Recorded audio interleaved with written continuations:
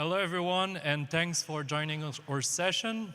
Today, we're going to talk about a new feature that came out with Argo Rollout 1 version 1.8, and it's the ability to create custom Canary Step with the help of a new plugin system.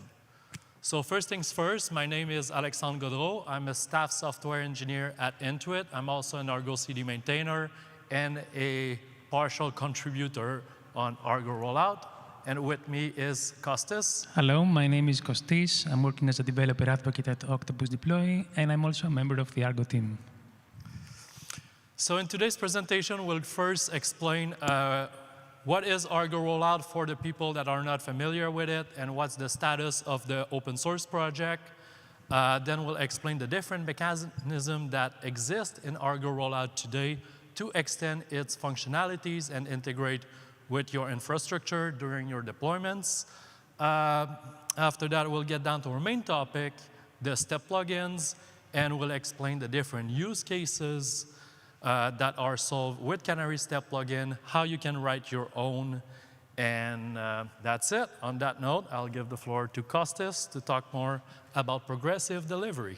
So Argo Rollouts is a controller for progressive delivery. So let's define this first, just to make sure that everybody's on the same page. Progressive delivery is a set of advanced deployments where instead of sending the new version straight away to production, you do something smarter. So in the case of blue-green deployments on the left, you create a new version, but you do not send any traffic to it just yet. Then you can test it, make sure that it works, and then when you are confident, you switch the traffic to it.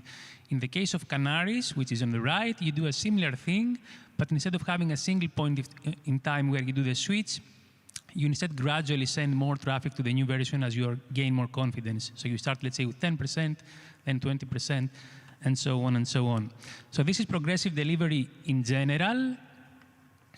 And then this is how you do it with Kubernetes. So we are working with replica sets. So whenever we use blue-green, we start a second replica set that defines a new version, but all the traffic still goes to the old replica set. And once we are confident, we make the switch.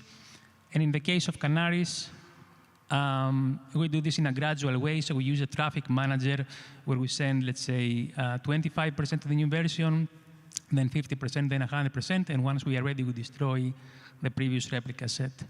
So this is how it works for Kubernetes. So Argo Rollouts is a Kubernetes controller for doing progressive delivery in Kubernetes, and it supports those scenarios I explained, blue-green deployments and Canary deployments. But you can also do other things with it, like experiments, A/B testing, and several other things that you need to check out the documentation. Argo Rollouts itself is Kubernetes native. It's running inside Kubernetes. And just to make it clear, it's a self-contained project. It's completely independent. You can use it on its own. I'm saying this because a lot of people are getting confused and think that you need to have Argo CD in order to use Argo Rollouts. This is not true. You can use both of them together or one of them without any issues. So if you are interested in Argo Rollouts, make sure to check the documentation for more features. These are some of the numbers. It's a popular project, maybe not as popular as Argo Workflows and Argo CD. If you remember, the Argo family is actually 4 projects: Argo CD, Argo Workflows, Argo Events, and Argo Rollouts. Argo Workflows and Argo CD are maybe the most popular ones, but Argo Rollouts also gets some love, and it needs to get some more love, and this is why we're here today. It's used in production today by major companies, including Intuit. So once you install Argo Rollouts in your cluster, you gain access to a new Kubernetes resource, which is called a rollout. And there are 2 ways that you can use this rollout. Either you take an existing deployment, a standard Kubernetes deployment, you take all those fields, they are exactly the same, and then you add a brand new field, which is called strategy, and defines your progressive delivery strategy. This is what is shown on the left. Or you can just reference an existing deployment that you already have, and then the rollout just contains your deployment strategy.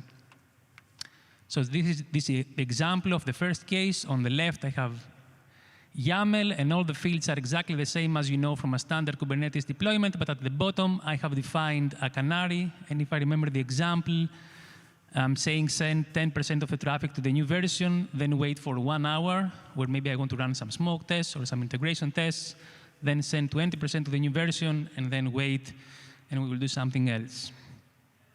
Argo Rollouts also comes with a UI, like all the other Argo projects, so you can see the state of the Canary, you can see where exactly it is right now, how much traffic you send to the Canary, you can also see the number of pods for each version, the old replica set and the new replica set, so this is great, if you want to show this to developers.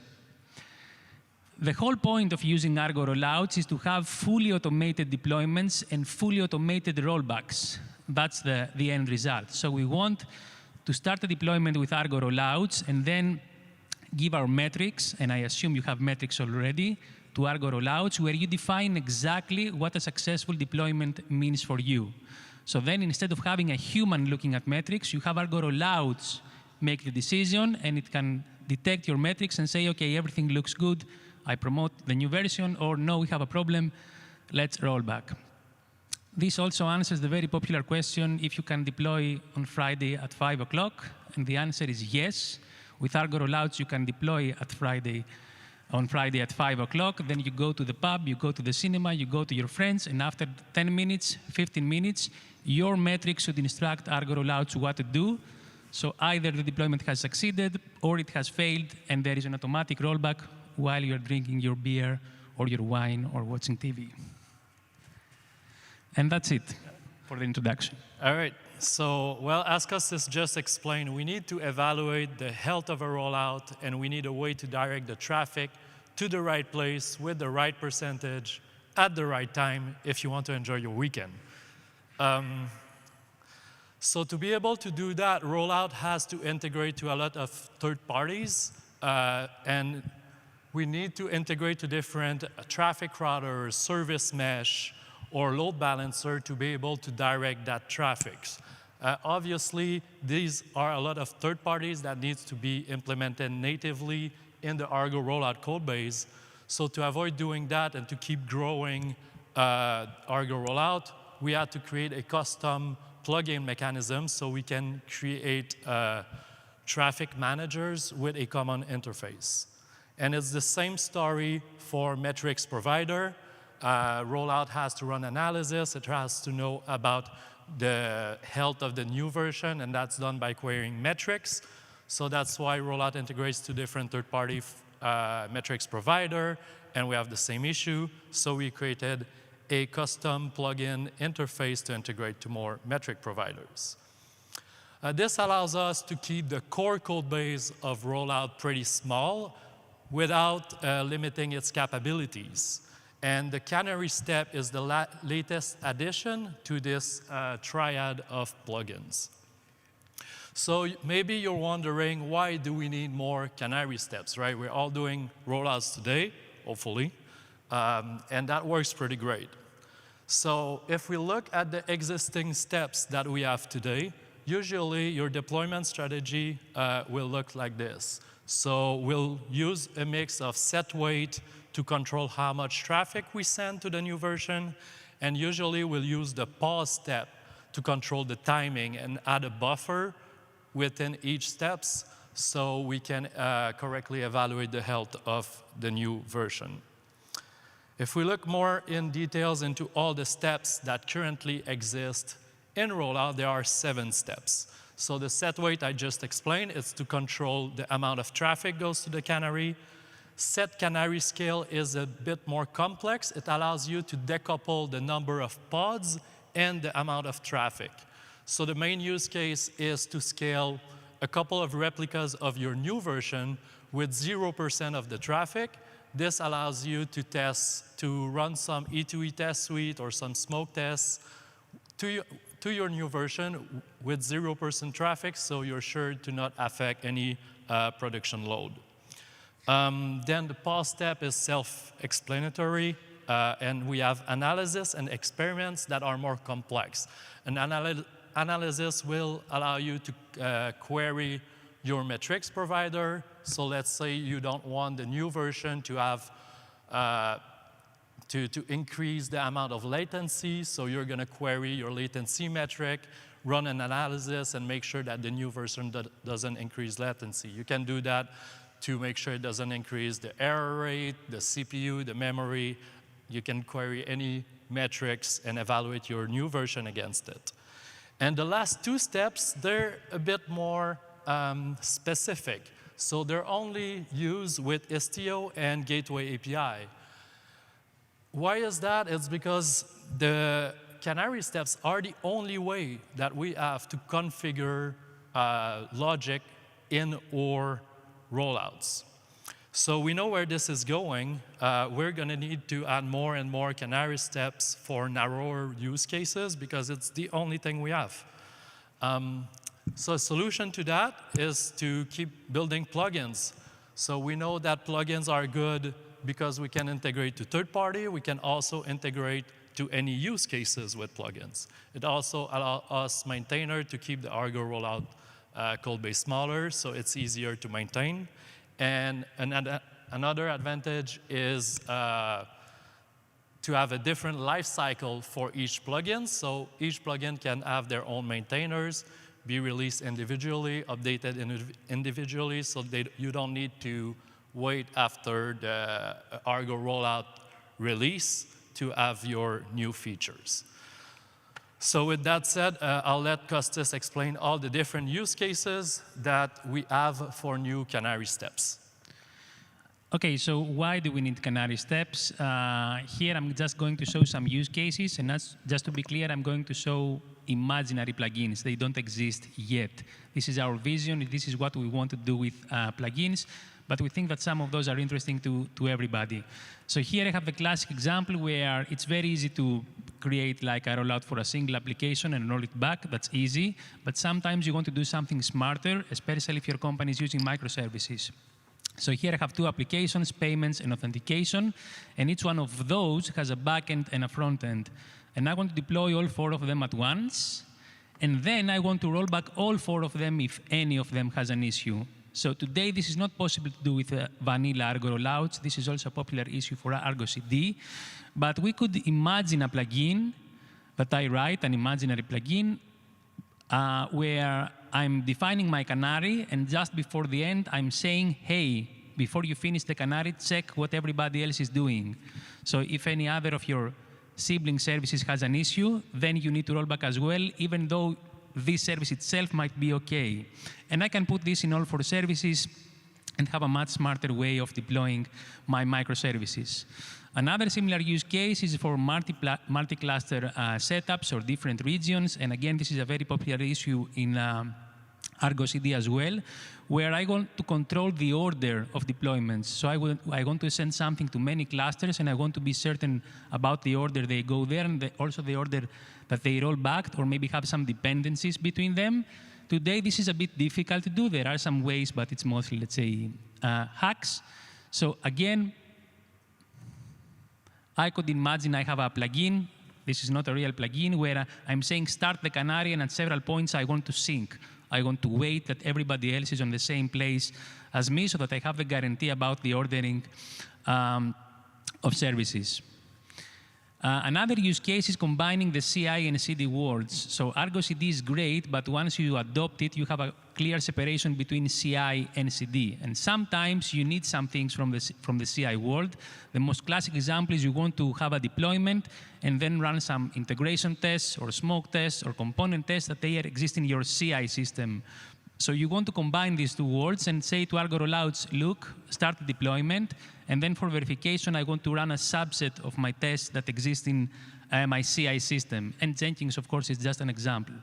So you could imagine a plugin here, where in the middle of the canary, I go and say, hey, take my end-to-end tests, run them, and see what happens, or my component tests, or my smoke tests. And these were just some examples, like the vision that we have for the Canary Step plugins, but of course you can have many more choices. Essentially, we gave you a way to run any kind of API, call any API, go to an external system, so you could contact your Jira instance, call your CRM, go to a custom notification, tell Grafana that you are starting a deployment. Essentially, there are so many use cases, even things that we have not imagined ourselves. So how does it work? All right, so now it's time for technical details. So under the hood, a plugin is just a Go binary, and we're going to execute that Go binary as a RPC server within the Argo Rollout controller. So at the start of the Argo Rollout controller, there's going to be a config map that I'll show later where you configure your plugin. The Argo Rollout controller will download the plugin, and then it will execute that plugin during the reconciliation. So the config map looks like this. You can see there's a list of steps plugin that has to be configured. The first setting is to give the plugin a name. You can choose the name of your plugin. The binary doesn't come with a name, so as a rollout operator, you configure what is the name of your plugin. You configure a location, so the location can be either a local file or a remote URL. If it's a local file, you can set that up with an init container. You can have a volume mount, and you can even bake that in your container image if you don't want to download something at the startup of the rollout controller. Another setting is disable.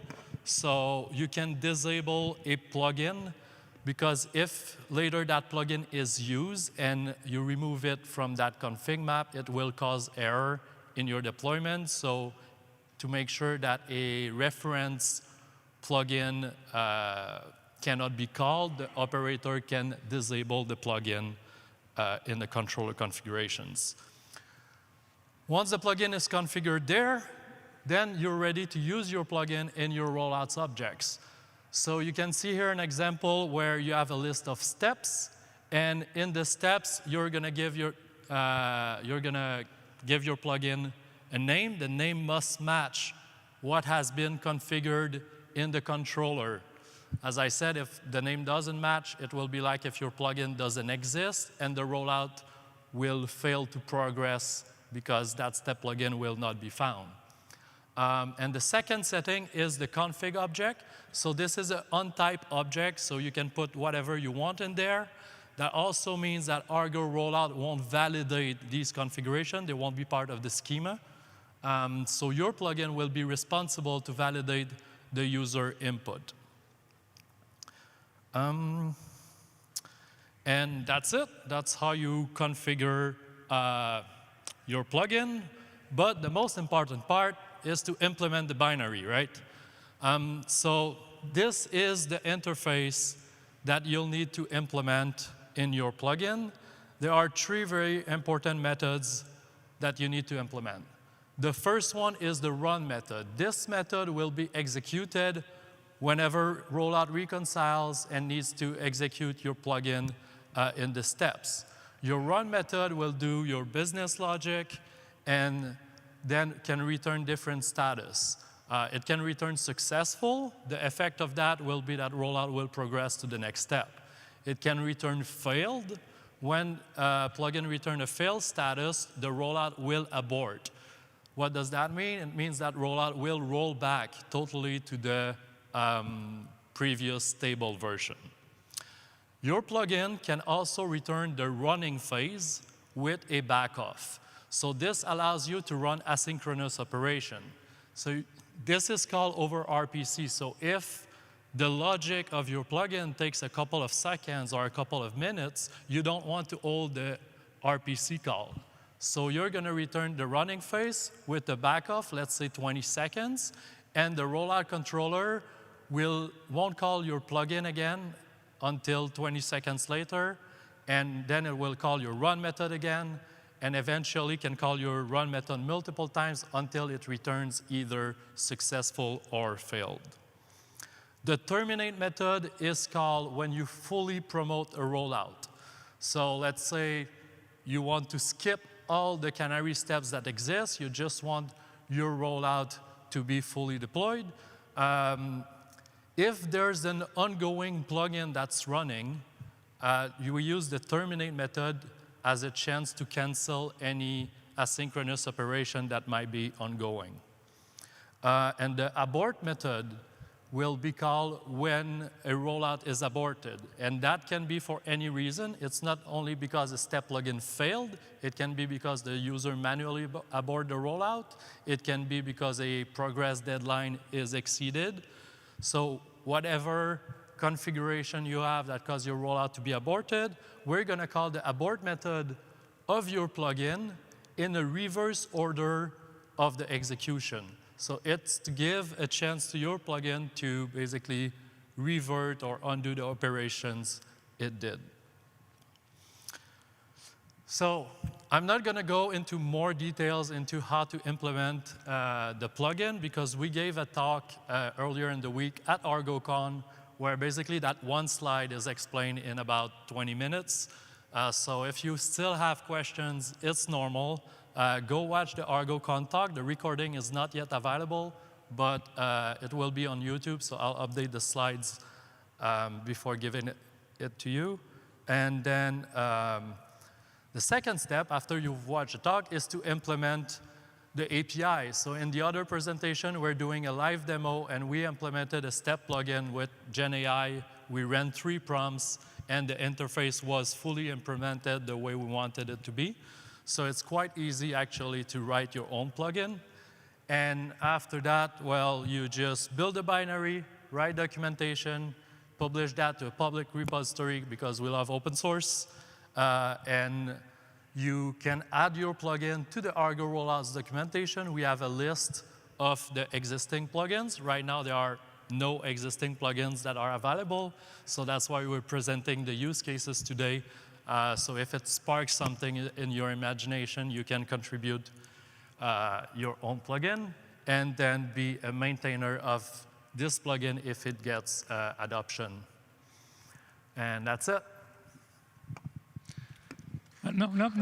Nope. Wait. That's it for the presentation. That's it for me. Yeah. So, takeaways, but we are at the end. Essentially, today we wanted to announce that we have completed the trilogy. Argo Rollouts has a plugin mechanism for traffic managers so that you can use your own traffic provider. There is a plugin mechanism for metrics so that you can use your own metric provider. And from today, there is also a mechanism for your own Canary Steps. So this means 2 things. First of all, it makes the job a bit easier for us because we can focus on the core code of Argo Rollouts. And it also makes things easier for you because now you can take your own custom use case that is important for you and for your company and implement those requirements in plugins. And then these plugins can have a completely different life cycle. You don't need to wait from us anymore to release Argo Rollouts in order to get new functionality. You can be your own maintainer and create your own plugin. At this point in time, there are also several open issues in Argo Rollouts in GitHub where somebody is asking for a specific use case, and the answer until recently was, oh, this could be a great idea for a plugin, but we don't have a Canary plugin mechanism just yet. So now we have this mechanism, so you need to go over all those issues, and if you have this idea, and we said it's a plugin, now you can start creating it. So if you want, to help Argo Rollouts, create your own plugins, but also if you want to help us with the core code, you are free to become a maintainer. And we're talking about Argo Rollouts today, but all the Argo projects need help, Argo events, Argo CD, Argo workflows. So please join us. The QR code is going to the CNCF Slack instance, and there you should find different Slack channels for all the Argo projects, and this is where discussions are happening. This is where you will find us, the maintainers. This is also where you can ask questions about the projects and also explain your brand new idea about an Argo Rollouts plugin if you want feedback. And now that's it.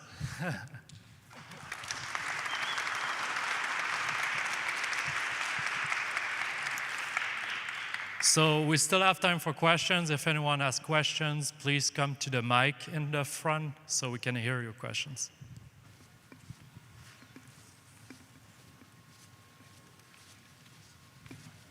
So this question is kind of a general one, and it may be one that is answered. I just don't know. What is the recommended way to pass secrets into plugins for Argo CD? Since I noticed there wasn't any way to do that with the init. Yeah, so great questions. So since this plugin runs as a RPC server, it runs within the Argo Rollout container. So that means this plugin has access to the same thing as the rollout controller. So if that plugin needs any kind of secrets, you can provision that secret in the Argo Rollout namespace, and Argo Rollout basically we'll have, your plugin will have access to get that secrets with the Kubernetes API. Thank you.